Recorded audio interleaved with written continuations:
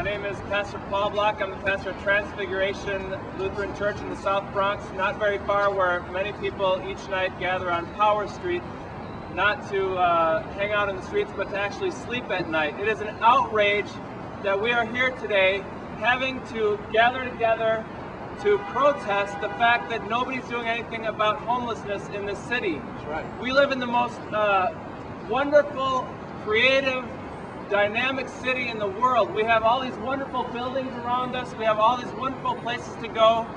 And we can do so many amazing things. When we want a stadium, we can build a stadium, right? When Donald Trump wants to build great big buildings on the West Side Highway, we build great big buildings.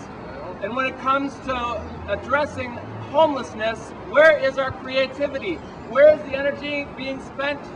You know what they're doing their time coming up with? They're coming up with excuses. I imagine in the offices of DHS, people sitting around coming up with ways to demonize the homeless people. They come up and say, well, you're not really homeless. You're actually trying to abuse the system because I know you really want to spend a night on a shelter on a cot. Who wants to spend a night on a shelter in the cot?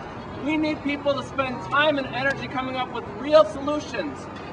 The most creative thing that the DHS has come up with is homeless people leave the city, move to North Carolina, move to Florida, move to Georgia. Is that really the best you can come up with? Is leave the city? It is an outrage that we've got to stand here working, fighting, and demanding what we deserve in the first place, which is reasonable answers to a difficult situation. We understand that there are challenges, but spend your time coming up with answers, not excuses. Right now there are probably, 10, 20, 30 cameras around A-Rod's house, maybe at least. How many cameras are here? How many cameras are here? How many do you see? One? Not even set up? Where is the media's energy right now? Where is it? They care more about how the Yankees are going to do next year than how people are going to be spending their nights. We as a city have got to start addressing this, not because of the poor people that are sleeping on the streets, but because of this city is our city. This is the greatest city in the world, but kingdoms rise and kingdoms fall. When we begin to forget about the whole city and everybody in the city, that's the first sign of a downfall for this kingdom of New York City. So I challenge you, the people that read the New York Times every day and see the little box that says, remember the neediest. Don't just flip the page the next day. Take that seriously and let's get off our butts and work and try to find a way to build real housing, not shelter. Real housing, not shelter. Housing, not shelter. Housing, not shelter. Housing, not shelter. Give us a voice, we'll make a better choice. Give us a voice, we'll make a better choice. Give us a choice, we'll make a better choice.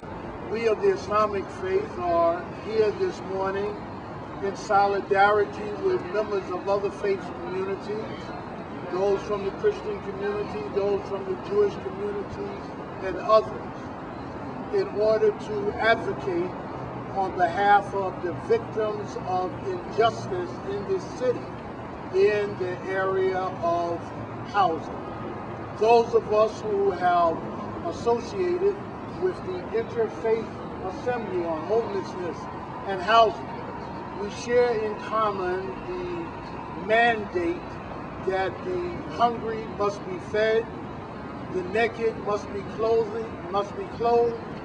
and that the homeless must be housed. Good morning. I'm Michael Kendall. I'm the Archdeacon with the Episcopal Diocese of New York, and I am an officer with the New York City Council of Churches. The mayor said he had a 5-year plan to end homelessness, and today we are gathered here because people are being denied shelter and homes because they're being told they have, quote, a housing resource. Well, what is that resource? Is that resource being told you can sleep in a bathtub and your baby in the sink? That's an actual quote from a woman last Thursday who went over to PATH and was deemed ineligible, and she said what they told her was, go sleep in the bathtub and put your baby in the sink. If that is ending homelessness, it's sick. Treats other politicians.